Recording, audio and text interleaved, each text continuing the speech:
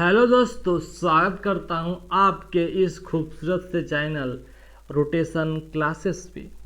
मेरे भाई, आज हम लोग डिस्कस करेंगे DC Pandey mechanics exercise objective questions, है ना। ऑब्जेक्टिव क्वेश्चन डिस्कस करेंगे, है ना। ये ऑब्जेक्टिव क्वेश्चंस का डिस्कशन चल रहा है ना। SCO means questions option, single correct option. ठीक है दोस्तों, तो ये हम लोग डिस्कस कर रहे हैं क्वेश्चन नंबर 6 से। तो हम लोग इसके पहले 1 से 5 तक हम लोग कर लिए थे। चलिए क्वेश्चन को डिस्कस करते हैं। बोल रहा है कि A vector is not change if. हम क्या करें कि वेक्टर चेंज ना हो।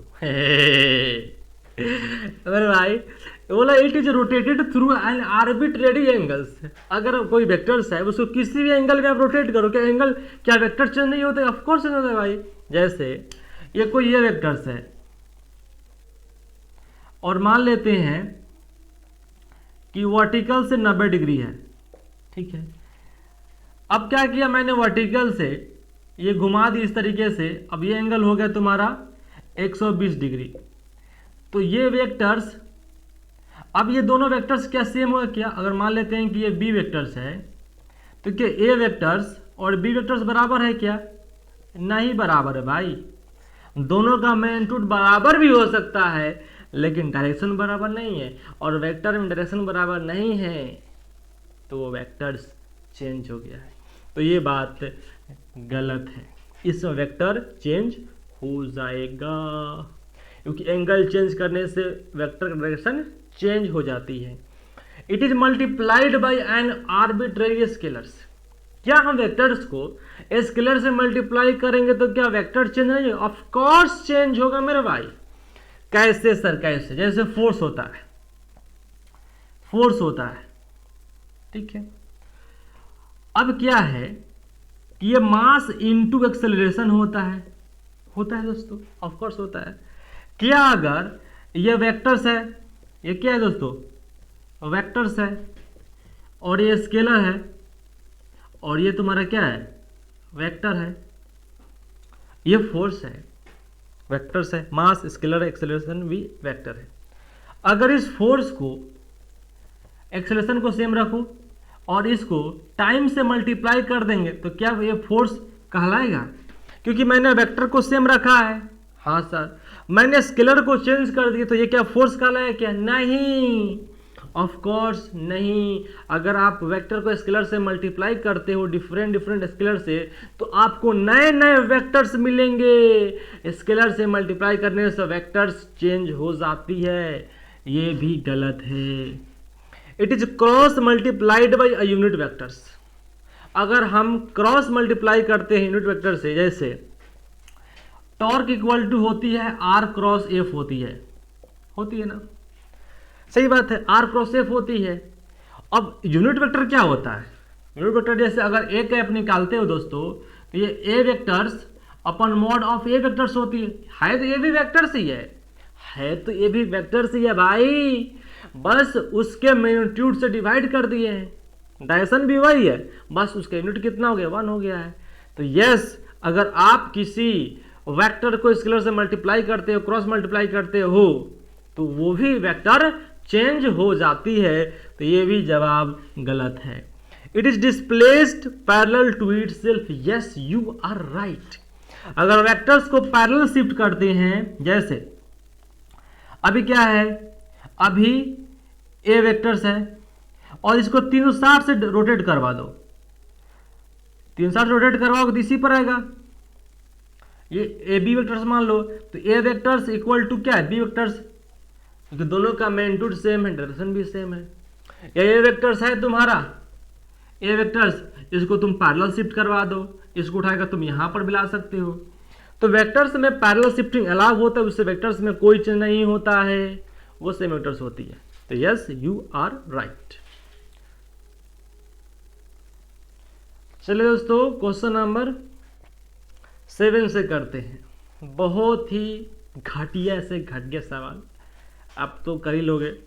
इन ए क्लॉक वाइज सिस्टम, बोल भी दे रहा है और लिख भी रहा है, कितना मतलब क्या बताए। जे को के से क्रॉस प्रोडक्ट किया जा रहा है तो क्या मिलेगा, तो मैं आपको सिंपल ट्रिक सिखाता हूं दोस्तों। ये ट्रिक आपने पढ़ा भी होगा, जो बच्चे नहीं पढ़े हैं वो जान लीजिए। आई जे और के है, पहले सर्कल बना देते हैं, ठीक है ना, ठीक है। आई जे और के, ठीक है। ये काम कर लेते हैं, अगर दो को दिया है ना तो आप लगाइए राइट थंब रूल।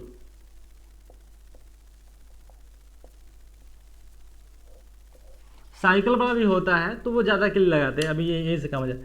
तो राइट थंब रूल लगाइए, right hand thumb rule, right hand thumb rule आपको लगाना है और काम आपका बन जाएगा।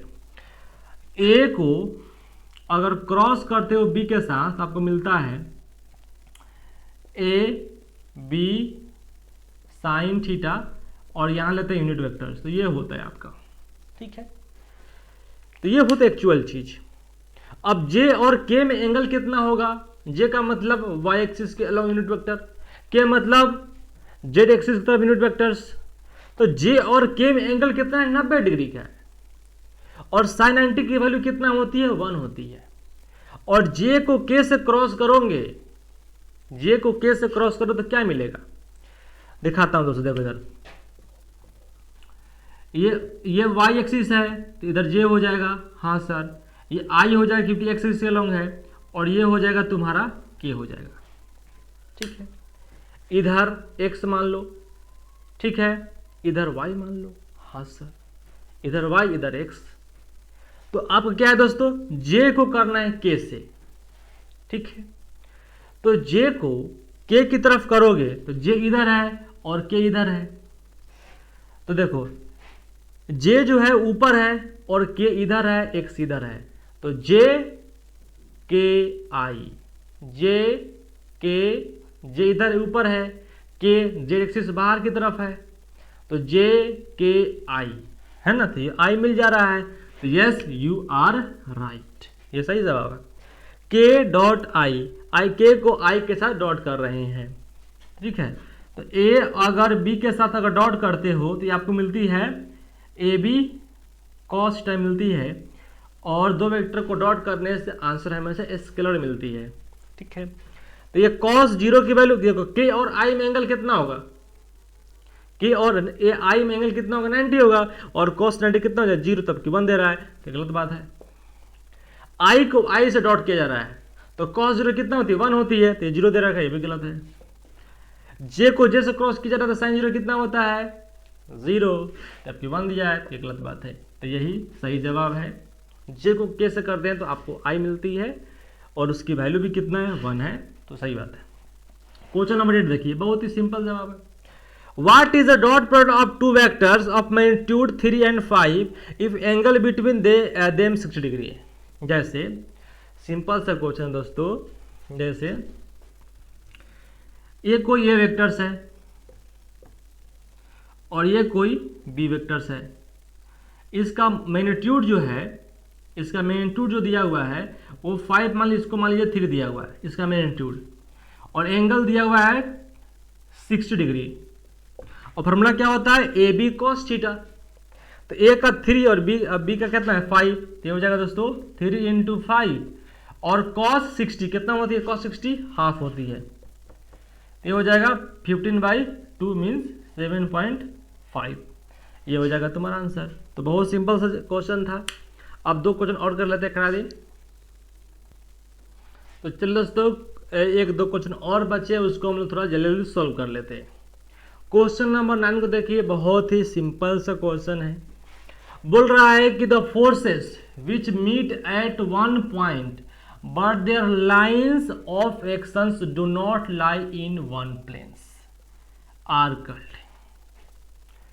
मतलब फोर्स क्या है कि वेक्टर्स है जो एक ही पॉइंट पे मीट कर रहे हैं, यानी एक वेक्टर हो, 2 वेक्टर्स हो, 5 वेक्टर हो, 500 वेक्टर्स हो, अगर एक ही पॉइंट पे मीट कर रहे हैं, एक ही पॉइंट से ओरिजिनेट हो रहे हैं, मीन्स अगर बहुत सारे वेक्टर का इनिशियल पॉइंट सेम है मेरे भाई, इस तरह के वेक्टर्स को कनकरेंट वेक्टर या को इनिशियल वेक्टर्स बोलते हैं। जैसे ये फोर्सेस है, अब ये F मान लो, ये F मान लो, तो इसका ये जो कॉमन पॉइंट है दोनों फोर्स के लिए क्या है, सेम है, विच मीट एट वन पॉइंट, दोनों फोर्स एक ही पॉइंट में मीट कर रहे हैं। तो ये अगर F1 बोल दो, इसको F2 बोल दो, तो F1 एंड F2 आर को इनिशियल वेक्टर्स या कनकरेंट वेक्टर्स। ठीक है दोस्तों, तो ये हो जाएंगे दोस्तों concurrent vectors. But their lines of actions do not lie in one planes, लेकिन लाइन ऑफ एक्शन क्या होती है, फोर्स होती है। ठीक है, जो वो वेक्टर्स है वो एक प्लेन में है ही नहीं। जैसे आप मान लो कि झाड़ू है, झाड़ू देखा हुआ गांव में, झाड़ू होता है तो वो एक ही पॉइंट से अलग अलग होती है, वो स्पेस में होती है। जैसे मान लेते हैं इस तरीके से दोस्तों है, अब मान लेते हैं कि ये तीनों फोर्स लग रहे हैं, तीनों वेक्टर्स मान लीजिए, ए वेक्टर्स है, बी वेक्टर्स है, सी वेक्टर्स है, इस तरीके से है, वो इस तरीके से है। अब ये एक प्लेन में आएगा क्या, ये अब एक प्लेन में आएगा क्या, नहीं आएगा ना, ये कोई एक प्लेन में आएगा ही नहीं। लेकिन तीनों का जो पॉइंट है, जो ओरिजिनेशन पॉइंट है, वो तीनों वेक्टर के लिए सेम है, तीनों का इनिशियल पॉइंट सेम है, तो तीनों क्या हो जाएंगे दोस्तों, कनकरेंट वेक्टर हो जाएंगे। लेकिन वो एक प्लेन में तो नहीं आ रहे हैं ना, स्पेस में जा रहे हैं, तो हो जाएगा नॉन कोप्लेनर वेक्टर्स, यानी concurrent and non coplanar vectors. ये हो जाएगा दोस्तों कनकरेंट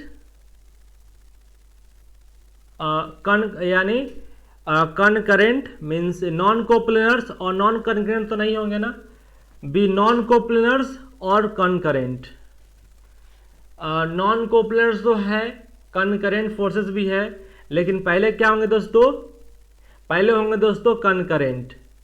तो कोई बात नहीं, कोप्लेनर्स एंड कोप्लेनर्स एंड कनकरेंट फोर्सेस बिल्कुल नहीं, कोप्लेनर तो होंगे नहीं क्योंकि वो एक प्लेन में नहीं है। कोप्लेनर्स एंड नॉन कनकरेंट, नहीं कनकरेंट तो है, लेकिन मतलब कनकरेंट तो है ना, क्योंकि दोनों का सबका सेम पॉइंट सेम है, और कोप्लेनर तो है ही नहीं। ठीक है, नॉन कोप्लेनर्स एंड कनकरेंट फोर्स ये हो जाएगा, एक प्लेन में है ही नहीं और वो कनकरेंट फोर्सेस है। ठीक है दोस्तों, अब लास्ट क्वेश्चन देखते हैं, ये भी बहुत अच्छा क्वेश्चन है, इसमें बहुत अच्छे स्टूडेंट फंस जाते हैं। बोल रहा है कि vector A point vertically upward and B, A vectors है, कोई ए वेक्टर्स है, A vectors A point vertically upward and B points toward north the vectors product A cross B, है ना। तो ए वेक्टर जो है वो वर्टिकली अपवर्ड है और बी जो है वो पॉइंट कर रहा है टुवर्ड्स नॉर्थ। तो ये ईस्ट वेस्ट नॉर्थ साउथ जो होते हैं दोस्तों, वो एक हॉरिजॉन्टल प्लेन के लिए हम लोग बात करते हैं, हम लोग बात करते हैं दोस्तों हॉरिजॉन्टल प्लेन में बात करते हैं। ठीक है, तो देखिए दोस्तों क्या मामला है, इधर होती है दोस्तों नॉर्थ साउथ हो गई, इधर वेस्ट, इधर हो गई ईस्ट हो गई। सही बात है दोस्तों, बिल्कुल सही बात है। तो एक ये वर्टिकल नहीं है, ये हॉरिजॉन्टल प्लेन पे होती है। ठीक है, इस तरीके से हो गई, इसको ऐसे बना लो समझने के लिए, इस तरीके से। तो इधर हो जाएंगे दोस्तों, मतलब इस तरीके से बना लो, यहां पर फ्रेश तरीके से ए पॉइंट हो जाएगा दोस्तों वेस्ट, इधर हो जाएंगे दोस्तों ईस्ट, इधर हो जाएंगे दोस्तों नॉर्थ, इधर हो जाएंगे दोस्तों साउथ। गलती हो गई दोस्तों, इधर आप हो जाएगा वेस्ट, इधर हो जाएगा दोस्तों east, north south east west. ठीक है, अब क्या करेंगे, अब ये तो प्लेन में है, अब इसके ऊपर क्या होंगे दोस्तों, नॉर्थ होंगे। मतलब इधर तुम्हारा ईस्ट है, इधर वेस्ट है, इधर नॉर्थ है, इधर साउथ है। ठीक है, अब ऊपर क्या है दोस्तों, वर्टिकल है। हाँ सर, तो ए जो है दोस्तों ये क्या है, वर्टिकली है। अब उसको क्या कर रहे हैं, B way point towards north में है, किधर है, नॉर्थ में है। तो ए जो है वो इधर है, हाँ सर, और बी किधर है, नॉर्थ की तरफ है, इसको अगर क्रॉस करोगे राइट हैंड थंब रूल से तो ऐसे आएगा, और ये थंब इधर आ रहा है, इधर कौन सा दिशा है दोस्तों? वेस्ट है। इधर कौन सा दिशा है दोस्तों? वेस्ट है। इसका डायरेक्शन किधर मिलेगा? वेस्ट की तरफ मिलेगा। ठीक है, तो एलोंग वेस्ट, ईस्ट नहीं एलोंग वेस्ट, और जीरो तो होगा ही नहीं। कैसे करें जोड़े? ऊपर नॉर्थ है, ऊपर वर्टिकल है, एंगल कितना होगा? 0, साइन 0 0, गलत हो जाएगा भाई। तो ये हो जाएगा तुम्हारा एलोंग वेस्ट।